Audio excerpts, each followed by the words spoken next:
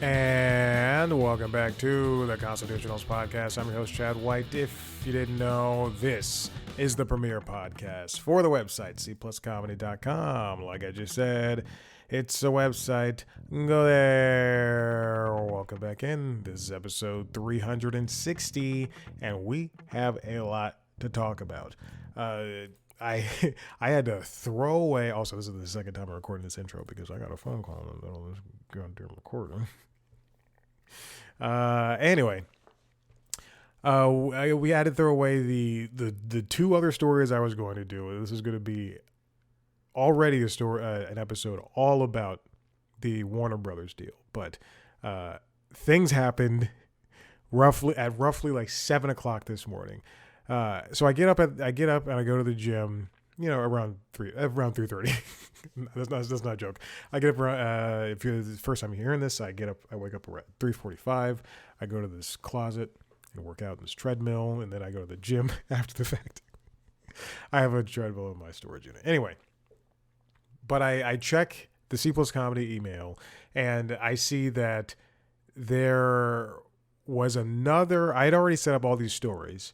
There's another set of offers. Hold on. Let me triple check. December. Okay. I got an email. I got a bunch of emails talking about how Netflix and Warner Brothers have entered exclusive talks in order to talk about the purchase of the Warner Brothers assets. Now, let's roll all. And then at around, I got home from the gym at like 6:30, 6:50, 7 o'clock. And then I'm sitting there. I finished stretching. And as I'm stretching, as I finish stretching, I'm rubbing my shoulder because I use the Theragun. As I finish stretching, I see a New York Times alert come in, and it says Netflix is buying Warner Brothers assets. It's not what it says, but it's more or less says what it says. And I go, whoa, holy friggin' moly! That's a huge deal. So let's do a little backwards storytelling. What led up to that? If you're watching the video, you're going to see me pull up some video stuff. Where's the?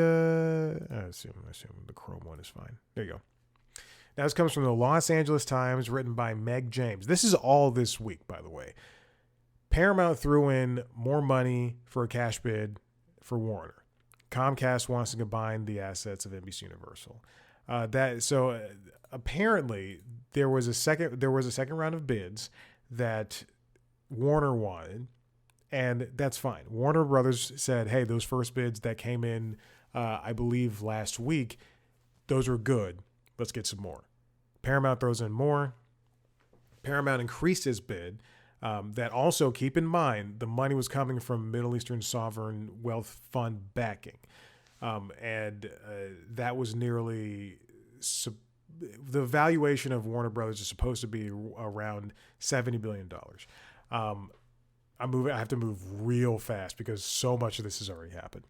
Now, this is again this is from Reuters, the same day, December 2nd, during this second round of bids. Reuters, Milana Vin, and Don Chulomitsky report exclusively that Netflix Warner Bros. Discovery combo seen lowering costs for consumers. Now, whether that is true will remain to be seen, but the idea is that a bundle between the two of them. Remember, Netflix has not done a bundle. Every other streaming service has done a bundle, including Apple TV. Apple TV is partnered with Peacock.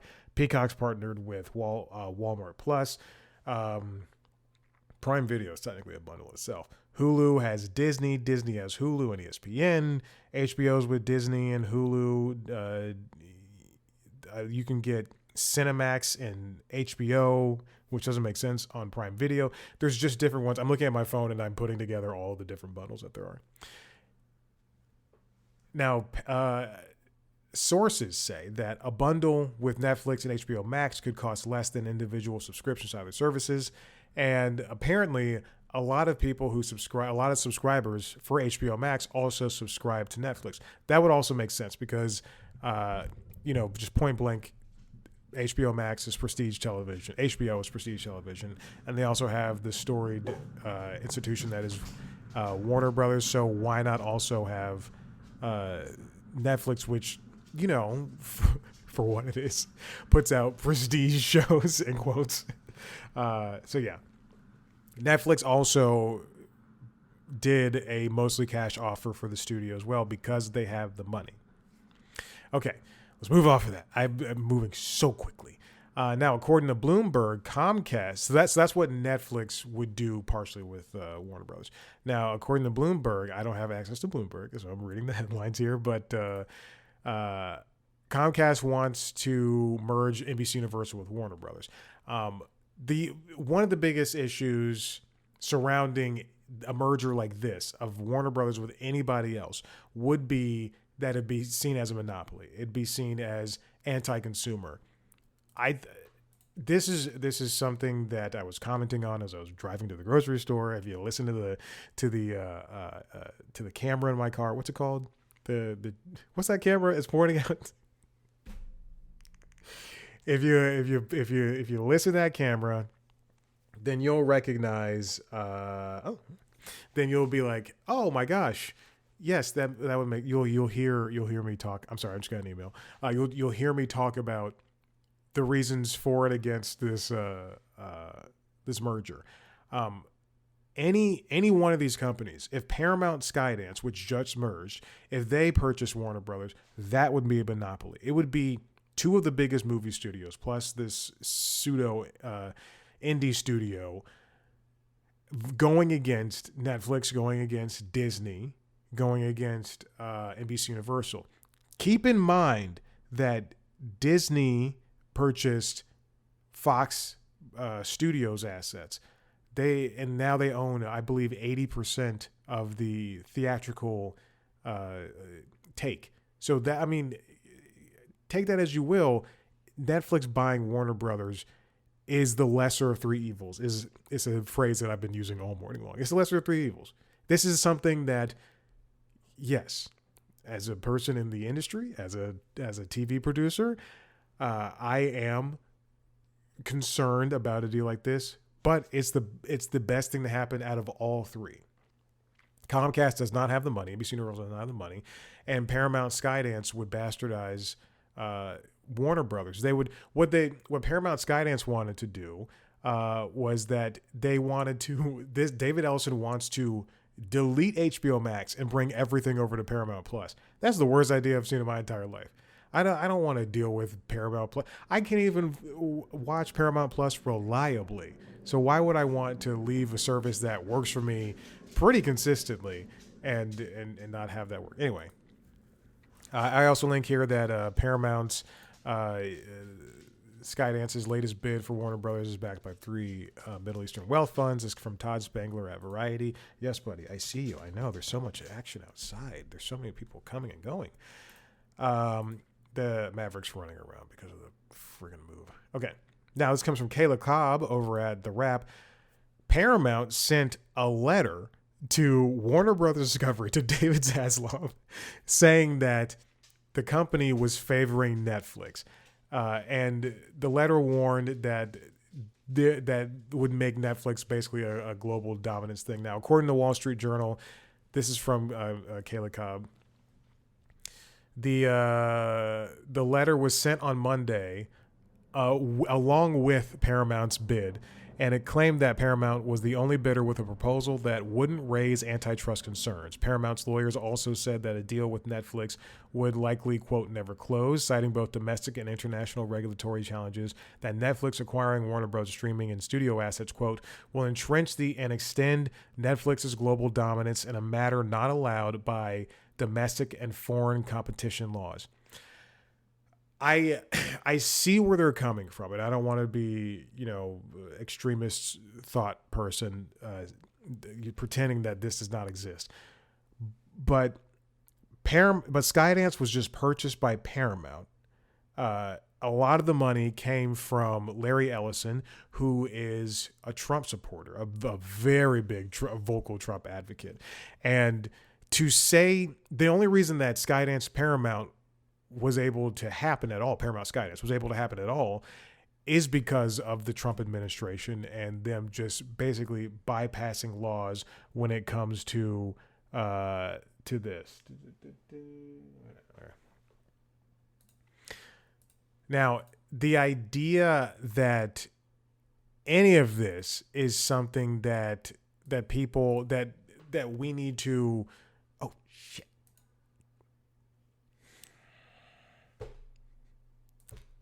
Sorry, something just happened. And we're back. Sorry about that. Okay. Now, the Paramount being overly cautious about this does make sense. It does ring true. But the problem is that it doesn't make any sense for them to not see that Paramount being in the same position as Warner Brothers and then combining those two properties wouldn't put them on the same level as a Disney Fox, which again has the most share of theatrical output and theatrical take.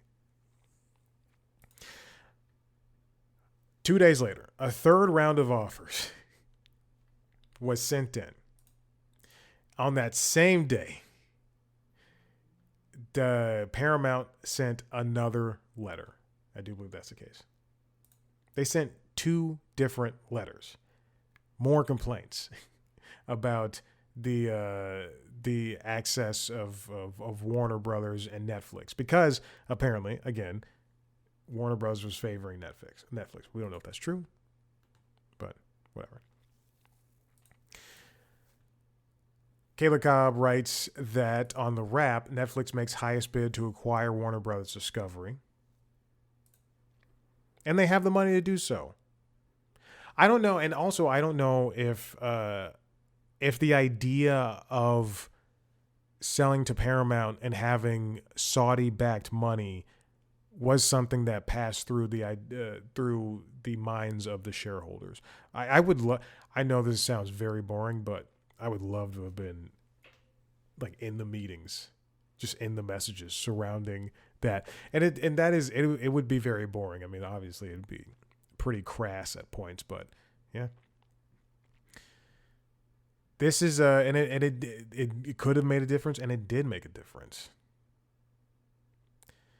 The highest offer before that point was for $23.50 per share, comprised of 80% cash and 20% stock. And all of those offers initially were rejected for being too low. Eventually, Netflix won out. This comes from New York Times, the Netflix Times. Netflix to buy Warner Brothers an $83 billion deal to create a streaming giant. And it's written by Brooks Barnes, Lauren Hirsch, and Nicole Sperling. The deal is for exactly $82.7 billion, including the debt that Warner Brothers has.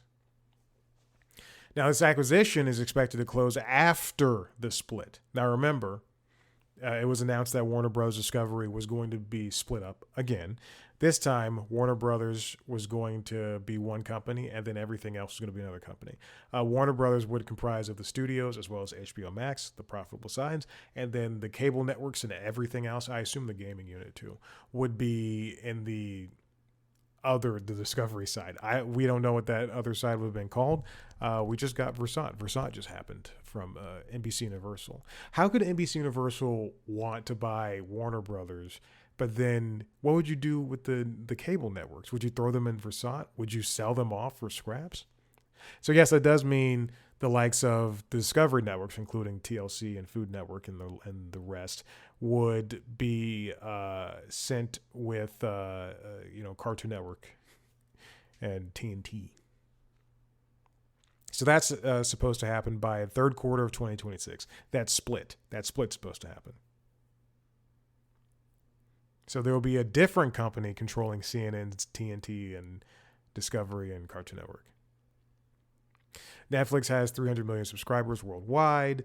HBO Max has just, I believe, entered other parts of Europe, including like Ireland and things of that nature.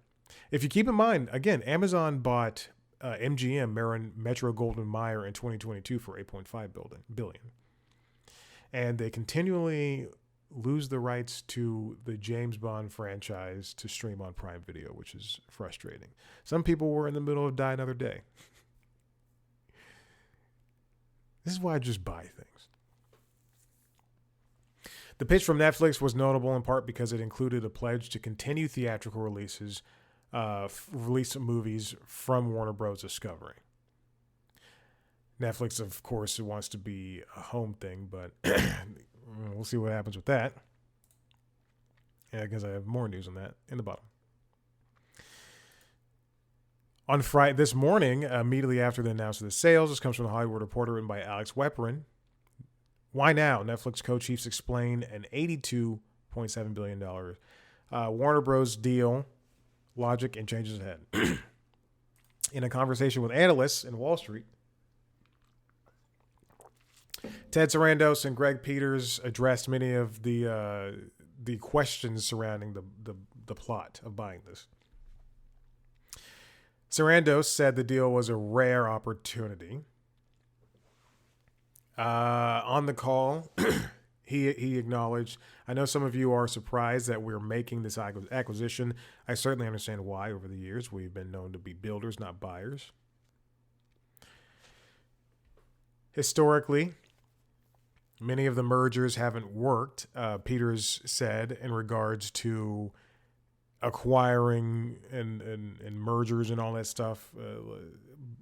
But, I don't think that's very true. I think the Disney-Fox thing is really playing out pretty well. A lot of those failures that we've seen historically is because the company that was doing the acquisition didn't understand the entertainment business. And I think he's referring again to AT&T and Warner Brothers, and other companies doing the same thing. They understand what they're buying, blah, blah, blah. Okay. The executives were basically putting out a fire surrounding the people worried about this acquisition, including producers, including directors, including Elizabeth Warren, who said that this is monopolistic. A big thing that played into it, this comes from Steven Zeitchik at the Hollywood Reporter. Warner Bros. Hidden appeal to Netflix was the AI supercharger. A very big thing that Netflix is doing, if you follow them on social media, you'll see that they do a lot of AI stuff. Among the most important aspects of coming automated age, of the coming automated age, say forward-looking insiders, is a rich well of content going back many decades, either to train your own studio on or to give consumers to play with. Warner Brothers has it, Netflix doesn't. And if the deal goes through, the streamer will. Warner Brothers has a lot of staying power. If you think of Sopranos and the band of brothers, you also think of HBO. But the only thing Netflix has to say, even like combat that type of, I don't want to put IP on this, but to even combat that or to even go with those types of comparisons would probably be Stranger Things. Other than that, their shows and their movies come and go. You forget about movies like Oakjaw that were, or the House of, what's it called? What's that Kevin Spacey show called that Robin Wright took over? See? Yeah, I can't remember the name of the show. They said apparently, again, this is going off the call, they used the word innovation several times. And then they also said world building too. I don't know if what this AI stuff, what they would do about it, but man, I'm just, God. Netflix also brings another advantage. Technical machine learning experience honed by more than 15 years of gathering data on customers and building algorithms to serve them. Now armed with a content library, their Sora-like AI product, should they launch one, could be a juggernaut. And the company has been making a new push into games, which are a sort of digital cousin of user-generated tools. Sure. Now, continuing off of that, this comes from JD Knapp at The Wrap. Ted Sarandos says Netflix will still support WB, movie theater output, though the windows will change. Sarando said in the call, this is a quote from this. This is why I included this in here, even though I mentioned it about 2 stories ago. It's not like we have this opposition to movies into theaters. My pushback has been mostly in the fact of the long exclusive windows, which we don't really think that are consumer friendly. This is, again, during that call that happened earlier this morning. But when we talk about HBO, keeping HBO operating largely as it is, that also includes their output movie deal with Warner Brothers, which includes a life cycle that starts the movie theater, which we're going to continue to support. That's a good note. But when he talks about this evolving theatrical window, as he alluded to, how long would a movie like Superman 2 or what other movies are out, but how long would a movie like Superman 2 or the Suicide Squad 2 or whatever movies they're putting out be in theaters? We kind of had a little glimpse of that. I would go back to the first to James Gunn's original Superman. That movie was in theaters for a couple of months, and then it kind of hit after leaving theaters. In like a week, it hit the digital front where you could buy it home, and then like within a couple of weeks after that, it was on HBO Max, and within that time period, it was on sale for like $10 a lot of the times digitally, which plays into the fact that a lot of people saw that movie. I didn't, but a lot of people saw that movie. The longest time a Netflix movie has been in theaters has been 17 days, of roughly a couple of weeks. This Jay Kelly movie with George Clooney is only going to be in theaters for a handful of days before it hits the home market. The same thing happened on Apple TV. The same thing happens. Well, actually, no, because F1 was co-produced, or I guess distributed by Warner Brothers. Also, it sucks. I bought F1. That's the only thing I bought on Black Friday. It was F1, a 4K disc, and it came with the digital code. And I assumed I assumed it was Movies Anywhere, and I assumed I could, take it to Vudu and watch it on Vudu or Fandango or Home or whatever. But no, it was only on Apple TV, so whatever. So the deal was $27.75 per share, $27.75 per share for the studio and streaming assets. Both boards approved the agreement, which includes a $5 billion breakup fee to match the terms that Paramount added with its bid, and they expect regulatory approval to go through within 12 to 18 months. See, this is all news that we're all learning things ahead of time. Now, the Directors Guild of America voiced similar concerns. The negative impact of this acquisition will impact theaters, from the biggest circuits to one-screen independents in small towns in the United States and around the world, Cinema President, CEO Michael O'Leary said in a late Thursday statement. Cinema United stands ready to support industry changes that lead to increased movie production and give consumers more opportunities to enjoy a day at the local theater. But Netflix's stated business model does not support the theatrical exhibition. In fact, it is the opposite. I do agree with that. That is something that is very concerning. You should want to be able to see big movies like Avatar, Fire and Ash, and Superman 2. I don't know what's out. Wicked is supposed to be out. Speaking of which, I'm supposed to be going to see Wicked in about 15 minutes, so I need to hurry this up. It's very true. Netflix is a success, and I think, as consumers, we shouldn't want to just sit at home and watch something because it's that easy. If you really want to support the people, don't pirate. Don't wait till it comes home.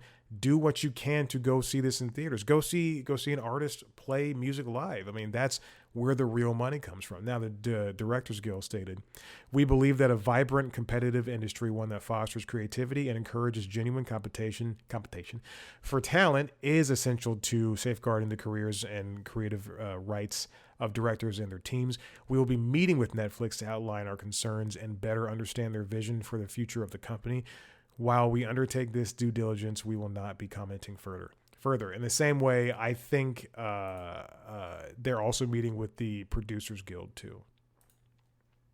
Now, this final bit comes from The Hollywood Reporter. David Zaslav His memo to Warner Bros. Staff: Netflix buy reflects, quote, generational change in Hollywood.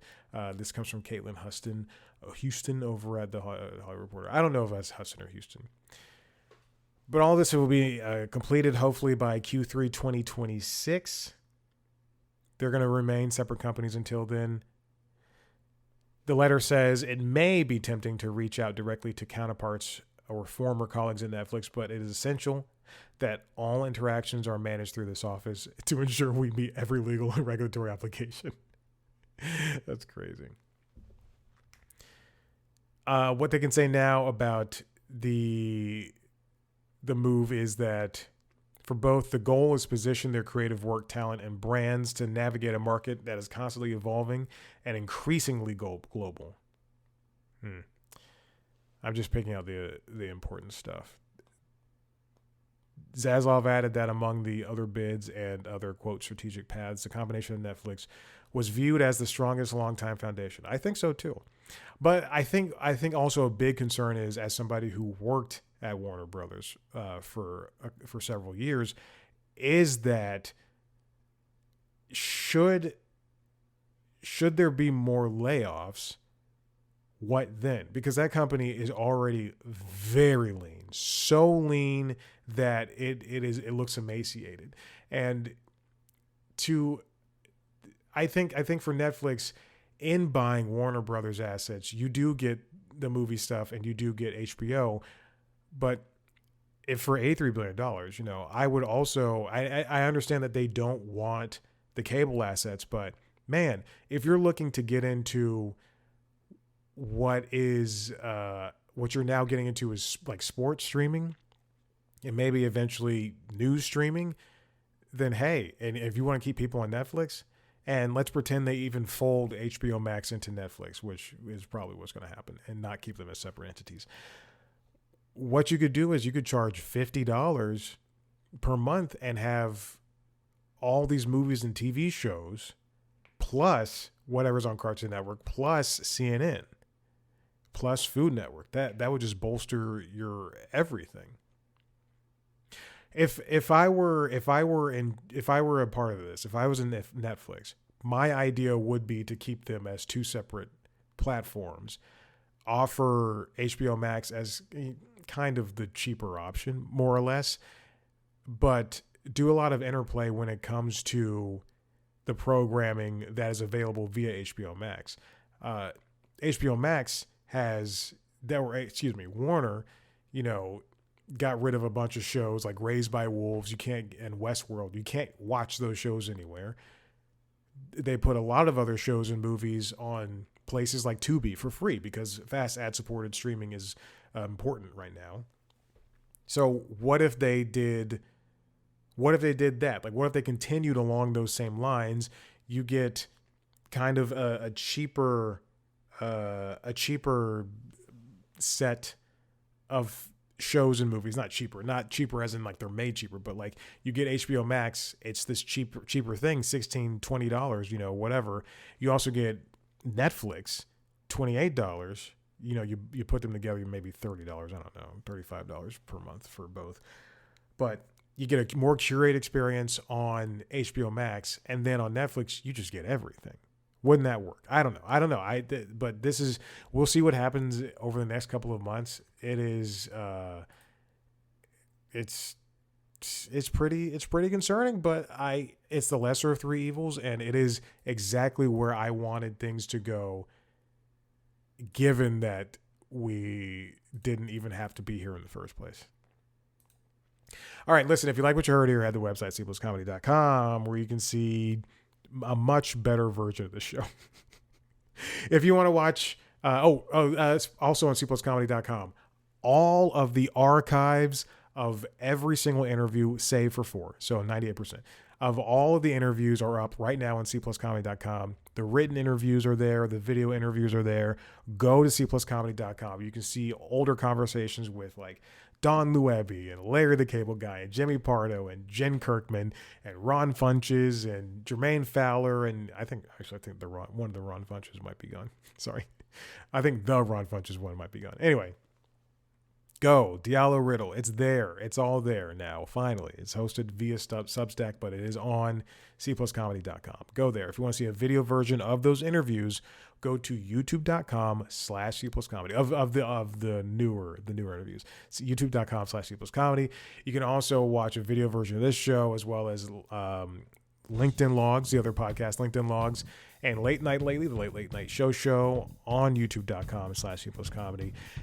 Subscribe to those shows wherever you get your podcasts. Oh my gosh. Follow us on social media at cpluscomedy on Blue Sky, Instagram, and TikTok. Follow me on those platforms at Chad Black White. Thank you for watching. I'm so sorry this was a haphazard episode, but a lot of stuff was going on, and that's what I have to deal with. Thank you so much. We'll see you next time. Bye.